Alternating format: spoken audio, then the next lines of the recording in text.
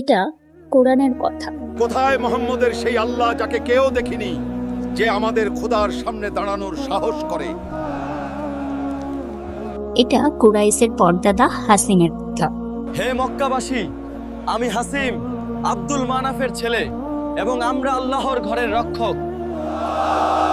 একদম ঠিক বলেছো। হাসিম ঠিকই বলেছে, আমাদের উপর কেউ হাত উঠাতে পারবে না, আমরা কুরাইশ।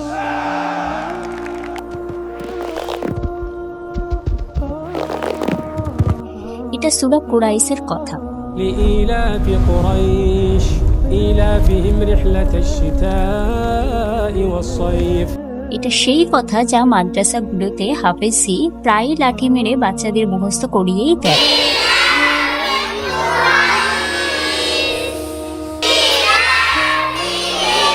কিন্তু জীবনে এমন সুযোগ খুব কমই আসে যখন কেউ বলে যে আসলে এটা কি এবং কেন আল্লাহ এটা নাজিল করেছেন। কুরাইশরা খুব অহংকার করত তাদের সম্পত্তির, কিন্তু আল্লাহ তাদের মনে করিয়ে দিল যে সব তারই দেওয়া। কি আছে নাজিল হওয়ার পিছনের কাহিনী? আর কি ছিলেন ওমর আল উলা উর্ফ হাসিম? মনে আছে নবীর প্রপিতামহ হাসিমের যুগের কথা? আমি তখন বাচ্চা ছিলাম। আর কিভাবে কুরাইশ এতটা স্বার্থপর হয়ে গেল যে আল্লাহ তাকে উদাহরণ বানিয়ে কুরআনে চিরকালের জন্য বন্দী করে দিলেন। মক্কা থেকে বার্তা এসেছে, আল্লাহ কুরাইশ গোত্রের গাফিলতিকে মানুষের জন্য শিক্ষা বানিয়ে দিয়েছেন। আর সবচেয়ে গুরুত্বপূর্ণ কথা, 1400 বছর আগে নাজিল হওয়া এই সূরার আজ আমাদের জীবনে কি প্রয়োজন জানবো এই ভিডিওতে। فليعبدوا رب هذا البيت الذي أطعمهم من جوع وآمنهم من خوف। আলেমরা বলেন সূরা কুরাইশ মক্কায় সেই সময় নাজিল হয়েছিল যখন কুরাইশের সর্দাররা নিজেদের দৌলতের অহংকার দেখিয়ে সাল্লাল্লাহু আলাইহি ওয়াসাল্লামের বিরোধিতা করতে লাগলো। এ বনু হাসিমের লোকেরা, একটা কথা আমার মাথায় আসে না। কি কথা আবু হাকাম? কি মাথায় আসে না তোমার? আমার মাথায় আসে না, যদি আল্লাহের নবী নির্বাচন করারই ছিল তাহলে কুরাইশ কোনো ধনী সর্দারকেই করতে পারত। আর যখন এদের অহংকার, এদের গর্ব সীমা ছাড়িয়ে গেল, তখন আল্লাহ এদের মনে করিয়ে দেওয়ার জন্য যে এদের অবস্থান কি ছিল, এদের মর্যাদা কি ছিল। মুহাম্মদ সব জায়গায় আমাদের নিরুত্তর করে দিচ্ছেন, আর এখন তিনি আমাদের কুরাইশ গোত্রের বিরুদ্ধে নতুন কবিতা নিয়ে এসেছেন। বলেন আমরা নাকি অকৃতজ্ঞ? হয়তো তিনি ঠিকই বলছেন। একটি ওয়াবত কি বললাম, ভুলে যেও আল্লাহ না সূরা আমরা কুরাইশ সাধারণ নাজিল মানুষ নই, বরং কুরাইশদের সরদার। তুমি কি ভুলে গেছো সেই সময় যখন মক্কার লোক খুদাই চটপট করছিল, বেহাল অবস্থা ছিল মক্কার। এই কথা আসলে মোহাম্মদ সাল্লাল্লাহু আলাইহি ওয়াসাল্লামের পরদাদা হাসিমের যুগের। এটা সেই সময় ছিল যখন মক্কা দুর্ভিক্ষের শিকার ছিল, জনসংখ্যা কম ছিল, তারপরও লোকেরা ক্ষুধায় কাঁদছিল। তাদের প্রতিটি নিঃশ্বাস নিজেই একটা প্রশ্ন ছিল। এটা সেই যুগ ছিল যখন লোকেরা ইব্রাহিম আলাইহি ওয়াসাল্লামের শেখানো তৌহিদ ভুলে গেছিল। মক্কা কেন্দ্র হয়ে উঠেছিল মূর্তি পূজা ও সিরকে। আবার ভিতরে এবং তার আশেপাশে 360টা মূর্তি রাখা হয়েছিল। হে হুবেল, আমার দুয়ার ওয়াসিলা। বাচ্চারা খিদেতে কষ্ট পাচ্ছে, রহম করো, রহম। দিনরাত লোকেরা এই মূর্তিগুলোর পূজা করত। এগুলোকে আল্লাহর কাছে নিজেদের কথা পৌঁছানোর মাধ্যম। এই সময়টা এত কঠিন ছিল যে লোকেরা স্বপ্নেও রুটি দেখতে পেত। কাল রাতে আমি একটা স্বপ্ন দেখেছি। আমরা দুইজন বসে পেট ভরে রুটি খাচ্ছিলাম আর শান্তিতে ঠান্ডা পানি খাচ্ছিলাম। সময় নিজের গতিতে বইতে থাকলো। মক্কাবাসী দেবতাদের পুজো করতে থাকলো। তারা তাদের দেবতাদের কাছে দিনরাত ভিক্ষা চাইত, তাদের ইবাদত করত। কিন্তু কোনো দেবতা তাদের কাজে আসেনি। ধীরে ধীরে মানুষ আর পশু মরতে লাগলো।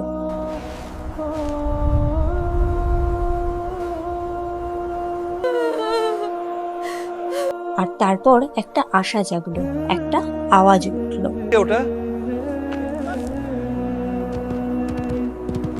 হাসিম, মক্কার সর্দার আসছে। হাসিম দূর দূরান্ত এলাকা সফর করে নিজের লোকেদের জন্য খাবারের মালপত্র নিয়ে এলেন। তিনি পিপাসার্তদের পিপাসা মেটাতেন, ক্ষুধার্তদের নিজের হাতে রুটি ভেঙে খাওয়াতেন। নিজের লোকেদের খেদমতে তিনি দিনরাত এক করে দিয়েছিলেন, কিন্তু তবুও ক্ষুধার মেঘ তাদের উপর ঘুরতেই থাকত। কিছুদিন তো চলে যাবে, কিন্তু তোমাকে এই সমস্যার পরিপূর্ণ সমাধান খুঁজে বার করতে হবে। সম্পূর্ণ সমাধান মানে মক্কার জন্য এমন একটা পরিকল্পনার দরকার ছিল যা দিয়ে এই দুর্ভিক্ষকে, এই অনাহারকে চিরতরে শেষ করা যায়। হাসিম সকাল সন্ধ্যা প্ল্যান বানাতে থাকলো, নিজের লোকেদের চিন্তায় গলতে থাকলেন। তিনি জায়গায় জায়গায় গিয়ে বড় ও বুড়োদের কাছ কিন্তু এই থেকে নিয়মগুলো আমাদের পূর্বপুরুষদের থেকে আলাদা। এটা কিভাবে সঠিক হতে পারে? তুমি যা বলছো তা খুবই বিপজ্জনক যুবক। আমাদের ঐতিহ্য রক্ষা করতে হবে। হয়তো কোনো রাস্তা বা কোনো সমাধান বেরিয়ে আসবে, কিন্তু কেউ এই সমস্যার সমাধান বার করতে পারলেন না। আমার মাথায় কিছুই আসছে না এই সমস্যা থেকে কিভাবে বার হওয়া যায়। তুমি তো জানোই এই এলাকার কথা। মক্কা একটা বালুকাময় এলাকা ছিল। সেখানে না ফল জন্মাতো, না সবজি, না ছিল সোনার খনি, না হীরের। চারিদিকে শুধু বালি আর বালি, আর এক মুঠো ক্ষুধার্ত মানুষ। সময় এভাবেই কেটে যেতে থাকলো। জানি না কত জীবন মৃত্যুর হাতে চলে গেল। হাসিম চিন্তায় ডুবে রইল। আর তারপর একদিন তার খেয়াল হলো যে মক্কাবাসীর সবচেয়ে বড় শক্তি হলো আল্লাহর ঘর কাবা। এটা আমি আগে কেন ভাবিনি? এটাই তো সব থেকে বড় শক্তি। আর এরই নাম ব্যবহার করে সে মক্কার প্রথম ব্যবসার যাত্রা করেন। হে লোকেরা, আমরা বাণিজ্য করব, ঠান্ডায় ইয়ামান ও গ্রীষ্মে সিরিয়া সফর করব। আশ্চর্য, এ কি বলছে? হাসিমের ঘোষণা শুনে মক্কার লোকেরা হতবাক হয়ে গেল। আজ পর্যন্ত কেউ এমন কথা ভাবেনি। হাসিমের এই ঘোষণা আসলে ছিল মৃত্যু ভাবছেন। এটা কি এমন কথা না যেন আমরাই নিজেরাই নিজেদের মৃত্যুকে দাওয়াত দিচ্ছি? একদমই তাই। পাগলামি, এটা পাগলামি। সন্ধ্যা হতেই ডাকাতরা আমাদের ধরে আমাদের সব মাল কেড়ে নেবে আর আমাদের মেরে ফেলবে। সম্প্রদায়ের লোকেদের এই কথা শুনে হাসিম মুচকি হাসলেন। তিনি তাদের সবাইকে বোঝালেন যে চিন্তার কোনো কারণ নেই। আমরা আল্লাহের ঘরের রব, আমাদের উপর কেউ হাত তুলতে পারবে না। একদম ঠিক বলেছো। হাসিম ঠিকই বলেছে, আমাদের উপর কেউ হাত উঠাতে পারবে না। আমরা কুরাইশ। আসলে সেই যুগে কাবার ভিতরে 360টা মূর্তি রাখা হয়েছিল। এই মূর্তিগুলো ছিল আলাদা আলাদা এলাকার আলাদা আলাদা সম্প্রদায়ের মূর্তি। আর প্রত্যেক সম্প্রদায় বছরে অন্তত একবার নিজের মূর্তির পুজো করতে মক্কায় অবশ্যই আসত। এইবারে দেখো, লাত আর উজ্জা দুজনেই খুশি হয়ে যাবে। হ্যাঁ, অবশ্যই। তাই যদি কোনো সম্প্রদায় কুরাইশের যাত্রী দলের উপর হামলা করত, তাহলে তাদের এই ভয় অবশ্যই থাকতো যে কুরাইশরা না জানি তাদের মূর্তির কোনো ক্ষতি করে দেয় বা তাদের মূর্তিকে কাবা থেকে বের করে ফেলে দেয়। কারণ বছরে অন্তত একবার নিজেদের মূর্তির পূজা করতে তাদের মক্কাতে আসতেই হতো। কেউ যদি সাহস করে তাহলে বার করে দেব সেই গোত্রের মূর্তিকে। হ্যাঁ, অবশ্যই। আর যখন এই কথাটা সবাই বুঝে গেল, তখন কয়েকদিনের মধ্যেই সফরের প্রস্তুতি নিয়ে নেওয়া হলো। যাত্রা অনেক দীর্ঘ। খুব তাড়াতাড়ি ফিরবো, আপনি শুধু অনুমতি দিন যাওয়ার।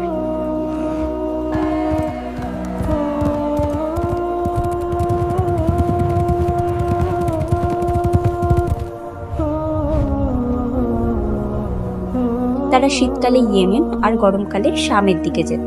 আর যদি রাস্তায় তাদের কোনো ডাকাত পেয়ে যেত, তখন তারা তাকে বলে দিত, তোমরা কি জানো না আমরা আল্লাহের ঘরের পাহারাদার?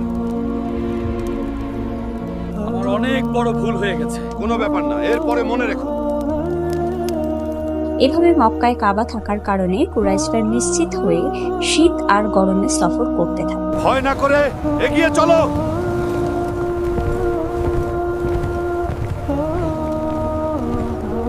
দেখতে দেখতে মক্কা একটা ব্যবসার কেন্দ্র হয়ে উঠল, আর তারা ধনীও হয়ে গেল।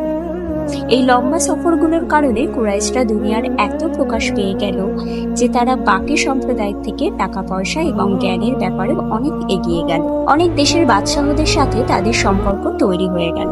পুরো সফরের সময় তারা ক্যালিগ্রাফি মানে লেখার শিল্প শিখল, যা পরে কুরআন লেখার জন্য ব্যবহার করা হয়েছে। এই লেখা আমি ঠান্ডা ও গরমের যাত্রায় মাধ্যমে শিখেছি। হাসিম আল্লাহর প্রিয় হয়ে গেলেন, কিন্তু এই শীত আর গরমে সফরের ধারা চলতেই থাকলো।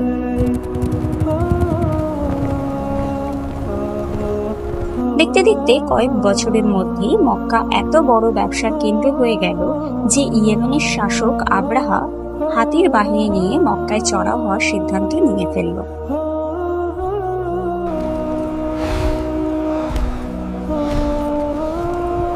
সে মনস্থির করে ফেলেছিল যে সে আল্লাহর ঘর ভেঙে দেবে, কারণ সে চাইতো মক্কার জায়গায় ইয়েমেনের ব্যবসার মূল কেন্দ্র হোক। আর যখন আল্লাহ হযরত মুহাম্মদ সাল্লাল্লাহু আলাইহি ওয়াসাল্লামকে নবুয়াতের হুকুম দিলেন, তখন এই কুরাইশরাই নিজেদের টাকার জোর দেখিয়ে অহংকার করতে লাগলো। তখন আল্লাহ সূরা কুরাইশ নাজিল করলেন যাতে তাদের মনে করিয়ে দেওয়া যায় যে তারা ক্ষুধায় মরছিল। তখন আল্লাহ তার ঘরের কারণে তাদের এত বড় মর্যাদা দিয়েছিলেন, তারা এত সম্মানী হয়েছিল। আমার দরবারে কুরাইশদের সব সময় স্বাগত। এটাই ছিল সূরা কুরাইশ নাজিল হওয়ার পিছনের কাহিনী। আবু হাদি, আমাদের এই সূরা শোনাও যেটা নবীর উপর নাজিল হয়েছে। لإيلاف قريش إيلافهم رحلة الشتاء والصيف فليعبدوا رب هذا البيت الذي أطعمهم من جوع وآمنهم من خوف। চলুন এখন সূরাটা বুঝি সিনেমাটিক ভঙ্গিতে সহজভাবে। তো দেখুন, সবার আগে এটা বোঝা খুব জরুরি যে এই পুরো সূরায় আল্লাহ কুরাইশের সাথে সরাসরি কথা বলছেন না, বরং কুরাইশদের কথা বলছেন, মানে থার্ড পার্সনে কথা হচ্ছে, যে নিজেই একটা বড় ইশারা যে আল্লাহ তাদের উপর অসন্তুষ্ট, অর্থাৎ নারাজ।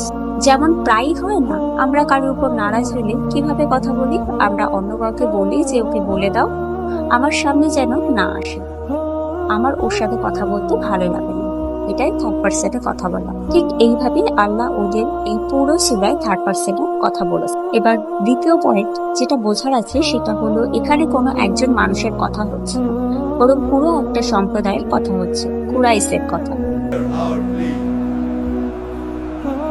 এখন যেহেতু প্রথম আর দ্বিতীয় আয়াত দুটো একে অপরের সাথে খুব বেশি কানেক্টেড, তাই একসাথে বুঝি। لإيلاف قريش إيلافهم رحلة الشتاء والصيف। মানে তারা খুব বেশি আরামদায়ক হয়ে গেল, অভ্যস্ত হয়ে গেল শীত আর গরমের সফরে। এটা হলো একটা দিক। এবার একটু গভীরে গেলে দেখবেন এখানে যে ইলাফ শব্দটা আছে তার মানে হলো কোনো জিনিসের অভ্যাস হয়ে গেছে, কোনো কিছুর জন্য অভ্যস্ত হয়ে যাও। যেমন শীত হোক বা গরম বা বৃষ্টি, আমাদের অফিসে যাওয়ার অভ্যাস হয়ে গেছে। যেমন রিক্সাওয়ালা 10 জনকে বসিয়ে রিক্সা টানার অভ্যাসও হয়ে গেছে। যেমন রুটি বানানোর লোকের দিনে 1000টা রুটি বানানোর অভ্যাস হয়ে গেছে। ঠিক একইভাবে এখানে বলা হচ্ছে যে কুরাইশের শীত আর গরমের সফরের অভ্যাস হয়ে গেল। ঠিক এইভাবেই একই কথা দুবার বলা হচ্ছে, অভ্যাস হয়ে গেল, অভ্যাস হয়ে গেল। ভাই আব্দুল, কি পরিমাণ ঠান্ডা বলো, কিন্তু এই যাত্রার আলাদাই মজা, আমাদের অভ্যাস হয়ে গেছে। কিন্তু যখন আপনি এতে লামকে দেখবেন, যা শুরুতেই এখানে লাম ব্যবহার করা হয়েছে, এর দুটো মানে হয়। প্রথম মানে তো এটা যে খুব আশ্চর্য প্রকাশ করা হচ্ছে, আল্লাহ তাআলা আশ্চর্য হয়ে বলছেন যে আশ্চর্য, এত অভ্যাস হয়ে গেল যে তারা আল্লাহকেই ভুলে গেল। এটা হচ্ছে প্রথম কথা। আর দ্বিতীয় মানে কি দাঁড়ায়, সর্দি আর গরমের যাত্রায় অভ্যাস হয়ে গেল। এই কারণে তাদের কি করা উচিত, যে তারা তাদের রবের ইবাদত করে বা করুক, যিনি এই ঘরের মালিক, কাবার মালিক, বায়তুল্লাহর মালিক। তো যখন আমরা এই আয়াতের উপর গভীর চিন্তা করি, তখন দেখি যে এখানে রেহেলা এর মানে হয় সফর, আর শীতা মানে ঠান্ডা। এখন ভাবার বিষয় এটা যে এখানে আল্লাহ তাআলা কেন বললেন যে ঠান্ডা আর গরমের যাত্রার অভ্যাস হয়ে গেল। আল্লাহ তাআলা এটা বলতে পারতেন যে গরম আর ঠান্ডার যাত্রার অভ্যাস হয়ে গেল, কিন্তু এটাই কেন বলা হচ্ছে যে ঠান্ডা আর গরমের যাত্রার অভ্যাস হয়ে গেল। তো এখানে বোঝার মতো বড় মজার কথা এটা যে শীতকালে প্রায়ই দিন ছোট হয়, রাত লম্বা হয়, অনেক সবজি অনেক ফসল জন্মায় না, প্রায় অনেক লোকের কাজ ঠান্ডা পড়ে যায়, চুরি ডাকাতির ভয় অনেক বেড়ে যায়। তো শীতকাল এত কঠিন সময়, কিন্তু তাতেও আল্লাহ তোমাদের হেফাজতে রেখেছেন, প্রতিটা ভয় থেকে নিরাপদ রেখেছেন। তোমাদের রোজগার দিয়েছেন। এই কারণে তাদের কি করা উচিত ছিল, যার জবাব আল্লাহ তাআলা তৃতীয় আয়াতে দেন। يعبدوا رب هذا البيت তোমাদের উচিত ছিল যে নিজের রবের ইবাদত করা। এই রবের ইবাদত করো যার এই কাবা। যেমন আমি আপনাকে আগেই বলেছি যে তারা মক্কা থেকে ইয়ামেন আর ইয়ামেন থেকে শামের যাত্রা করত, যে যাত্রা কঠিন ছিল, ডাকাতিরও ভয় ছিল, কিন্তু যেহেতু তারা তোমরা কি জানো না আমরা আল্লাহের ঘরের পাহাড়দার? রাস্তায় নাম নিয়ে নিত যে ভাই আমরা তো আল্লাহর ঘরেই লোক, তাই কখনো কেউ তাদের বিরক্ত করতো না। তাই তাদের উচিত ছিল যে আল্লাহর ঘরের ইবাদত করে, আল্লাহর ইবাদত করে, যেন মূর্তি পুজো না করে। এখানে যে ভা ব্যবহার করা হয়েছে সেটা এই কথার উপর জোর দিচ্ছে যে আল্লাহ তাআলা বান্দাকে অসংখ্য নিয়ামত দিয়ে রেখেছেন। নিঃশ্বাস আসছে যাচ্ছে, শরীর নিজের কাজ করছে, কিন্তু চলে, কোনো ব্যাপার না। তুমি কৃতজ্ঞতা প্রকাশ করতে ভুলে গেছো তো গেছো, কোনো ব্যাপার না। কিন্তু কমপক্ষে এই নিয়ামতটাকে এই নিয়ামত যার নাম নিয়ে তোমরা বারবার যাত্রা করতে, এটা এই কথা প্রকাশ করো। এখন যখন আপনি নবীজির সিরাত দেখবেন, পুরো জীবন দেখবেন, আর ইব্রাহিম আলাইহি ওয়াসাল্লামের জীবনও দেখবেন, তখন আপনি জানতে পারবেন যে পুরো ব্যাপারটা, পুরো রহস্য এই তৃতীয় আয়াতেই লুকিয়ে ছিল। হযরত মুহাম্মদ সাল্লাল্লাহু আলাইহি ওয়াসাল্লামের পুরো জীবন লাগিয়ে দিলেন যে বান্দা নিজের রবের ইবাদত করবে, এক তৌহিদ থাকবে, আল্লাহ আর বান্দার মাঝে আর কেউ নেই। বান্দাকে হাত তুলে নিজের রবের কাছে দোয়া চাইতে হবে, মাঝে এটা ভাবতেই হবে না যে আমার কথা রবের কাছে কিভাবে পৌঁছাবে। সে রবের বানানো বান্দা, তাই তার কথা রবের কাছে পৌঁছাবে। তাই এটা একটা খুবই গুরুত্বপূর্ণ আয়াত, যা আমাদের শেখায়, যা আমাদের বলে যে শুধু আর শুধু নিজের এক রব, এক আল্লাহর ইবাদত করো। তো এখন যখন আমরা তিনটে আয়াতকে মিলিয়ে পড়ি, তখন কি কথা বোঝা যায়? আল্লাহ তাআলা বলেন যে আশ্চর্যের বিষয়, কুরাইশের এত বেশি অভ্যাস হয়ে গেল শীত আর গরমের সফরের যে তারা নিজেদের রবকে ভুলে গেল। তাদের উচিত ছিল যে তারা নিজেদের রবের ইবাদত করে, সেই রবের যার এই ঘর।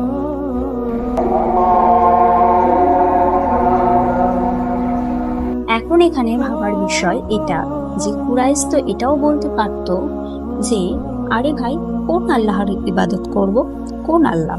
আমরা তো কাবার ভিতরে 360টা মূর্তি রেখে দিয়েছি, বলো কোন মূর্তির ইবাদত করতে হবে? তো এর জবাব আল্লাহ চতুর্থ আয়াতে দেন।